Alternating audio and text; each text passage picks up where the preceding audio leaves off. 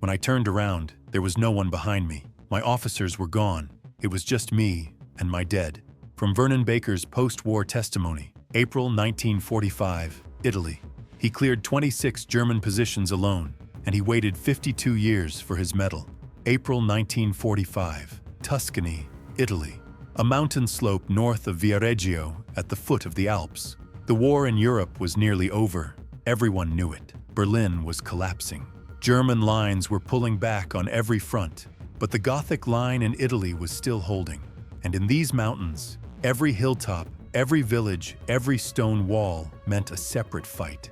Second Lieutenant Vernon Baker served with the 92nd Infantry Division.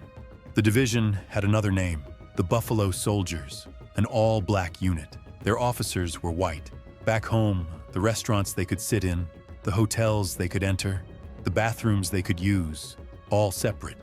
But here they were, on the same front, fighting the same enemy. Baker was from Nebraska, a quiet man. He didn't talk much, but he knew his job. And that morning, moving toward the German fortifications at Castle Aghinolfi near Viareggio, there was only one thing on his mind: take the hill. He had 25 men with him. The mission was straightforward: locate the German fortifications, clear them, open a path forward. It was early morning. Fog lay across the mountain slope. The forest was silent. Baker moved out.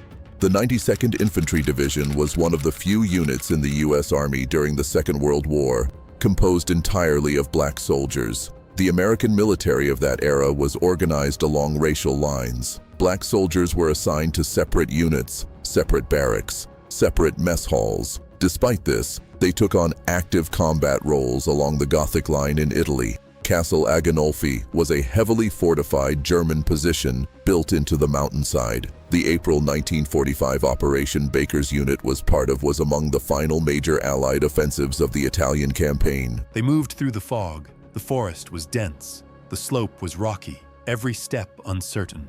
Baker was out front. His eyes swept between the trees, his ears locked onto every sound.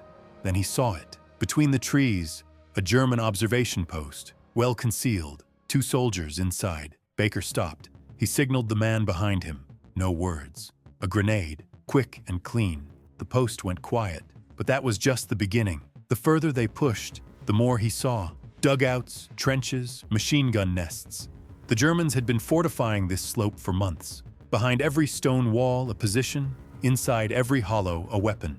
Baker got on the radio, reported what he was seeing, waited for orders. Nothing came. The officers were further back. The radio connection was cutting in and out, and the German positions were getting clearer with every step forward. Baker turned to his men. He read their faces, young faces, tired faces, but their eyes were on him. Baker gripped his weapon and moved forward. The fortifications Baker's unit encountered at Castle Aghinolfi were part of a defensive network the Germans had spent months building. Along the Gothic line, German forces used the mountain terrain with considerable skill. Concealed machine gun positions, wire obstacles, and observation posts made any advance extremely costly in this kind of ground. Radio failure in mountainous terrain was a recurring problem that shows up repeatedly in the operational records of this period.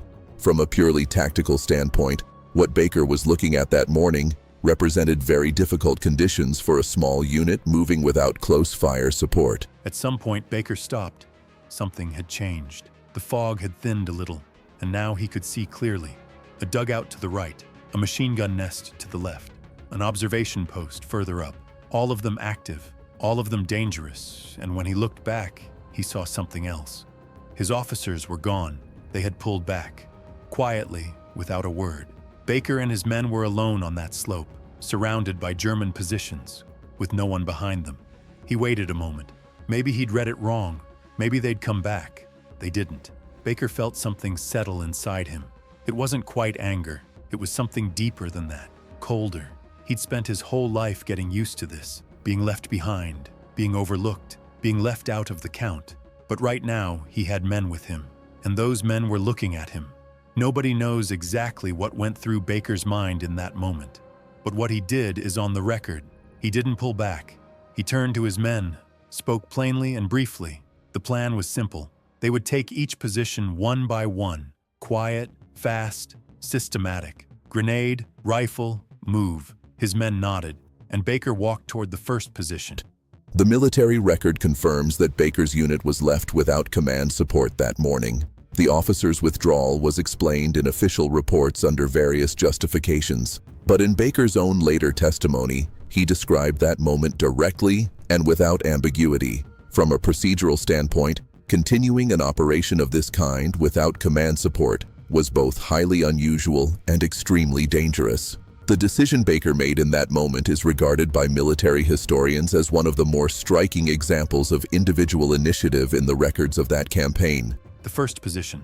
Baker moved in close, low and fast. He reached the entrance of the dugout. Sounds from inside. He pulled a grenade, threw it, waited. It went off. He moved on. Second position. A machine gun nest. 2 German soldiers. Baker went in with his rifle, cleared it. Third, fourth, fifth. Between each position, there were a few seconds of silence. Baker used those seconds to breathe, scan the ground, fix the next target in his mind, then move again. His men followed. Some covered the right, some the left. But Baker was always out front, every single time. At some point, the Germans spotted them. Fire opened up. Baker dropped flat, pressed himself behind the rocks. Rounds rang off the stone around him. He got up, moved forward again. A dugout, an observation post, a communications line, a German officer. Did Baker hesitate? The record carries no sign that he did.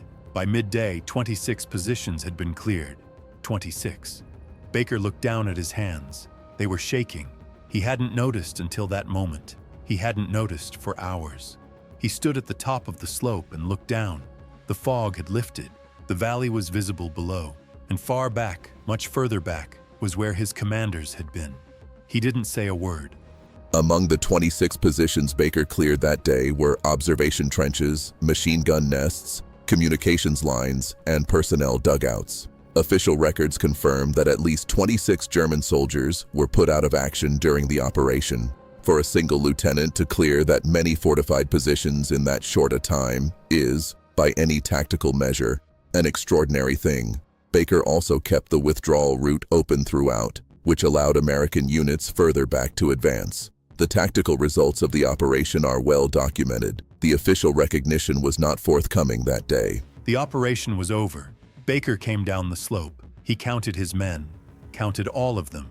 Some were wounded, a few were gone. He knew the faces of the ones who were gone. He knew their names. He knew who had been walking beside him that morning. He returned to headquarters, filed his report. The officers listened, they took notes, they nodded, and then nothing happened. No commendation, no formal recognition.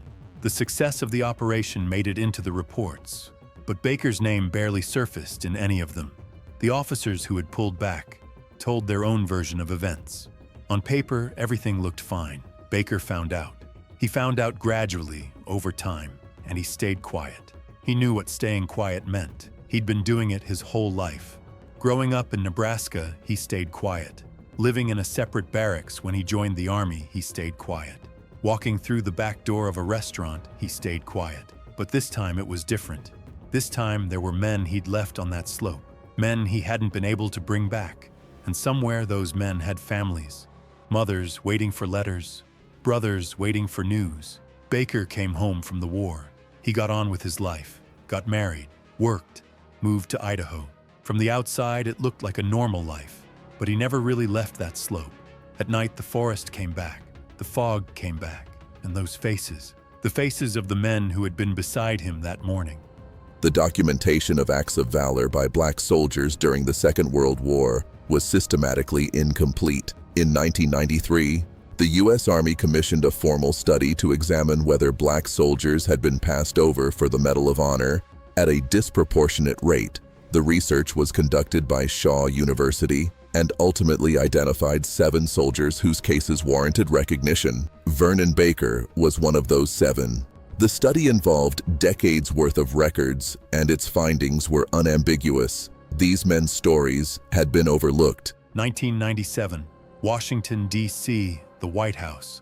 Vernon Baker was 77 years old. It was a Medal of Honor ceremony. 7 names on the list. 6 of them were no longer alive. Their families had come in their place. Children, grandchildren, brothers and sisters. Baker stood there alone, the only one of the 7 still living. President Clinton pinned the medal to his chest. Photographs were taken. Speeches were made. The room rose to its feet. What did Baker feel in that moment? Years later, in an interview, he said this: "I had let go of the anger a long time ago, but that day I thought about my friends. They should have been here, not me. That's all. No grand words, no victory speech. Just a 77-year-old man and the people he had left behind on a mountain 52 years earlier." Baker went back to Idaho after the ceremony, back to his quiet life. He still loved the forests, still loved the mountains. Maybe that's why he'd chosen Idaho in the first place. He died in 2010. He was 90 years old. He was buried at Arlington National Cemetery. A quiet ceremony, in every sense of the word. The 1997 ceremony stands as one of the most delayed medal presentations in American military history. 6 of the 7 soldiers had already died before the recognition came. Researchers are clear that the delay was not incidental. The racial segregation policies of the era shaped not only the living conditions of these soldiers, but the official mechanisms of recognition as well. Baker's case is among the most thoroughly documented examples of that pattern. After 1997, the role of the 92nd Division in Italy began to receive renewed attention in academic and historical circles. Nobody ever fully captured what Vernon Baker did on that slope that morning. He didn't capture it himself. When people asked, he gave short answers, no details, no drama. In one interview, he said only this: "I did what needed to be done that day. I can't say anything more than that." That simple, that heavy. In 52 years, how many people in this country knew his story? His neighbors didn't know. The people in his town didn't know. Maybe even those closest to him didn't fully know. Because Baker didn't tell it. There was no ground to tell it on, no ears ready to hear it. And it wasn't only Baker's story. 6 of those 7 men died without ever seeing their medals. How many more Vernon Bakers were there? That's unknown. How many stories closed quietly, without documentation, without recognition? That's unknown too. The history of war is mostly written by those who won, by those with power, with a voice, with access to the page. The stories of men like Baker live somewhere else, in silence, in forests that appear at night, in hands that won't stop shaking. In his later years at his home in Idaho, Baker tended his garden. He loved the soil. He loved the quiet. Maybe he never truly left that slope. Maybe for some people, war never ends. It just gets quieter. Vernon Baker died in 2010. He was 90 years old. He left behind 1 medal, a handful of interviews, and the memory of the men he had left on that mountainside. Baker's story is now seen as one of the reference points in the ongoing effort to re-examine American military history. The contributions of the 92nd Division in Italy went largely unacknowledged in official historical narratives for decades. The 1997 ceremony was a late but concrete recognition of that gap. The deeper question historians continue to sit with is this: how much was never documented at all? Whose stories never made it to paper? Baker is not an answer to that question. He is a starting point, a documented example of the fact that history is not always written completely and not always written fairly.